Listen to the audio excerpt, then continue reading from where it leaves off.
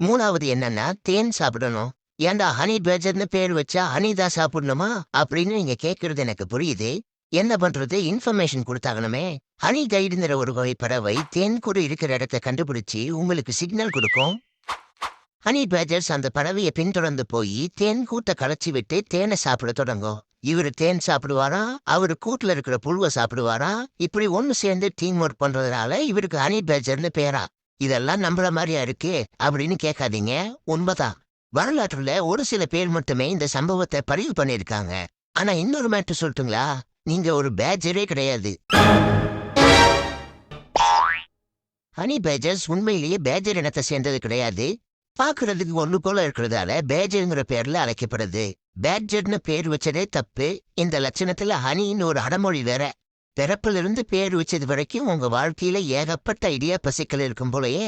வீடியோவை முழுசா பார்க்க கார்ட்டூன் 11 யூடியூப் சேனலை சப்ஸ்கிரைப் பண்ணுங்க.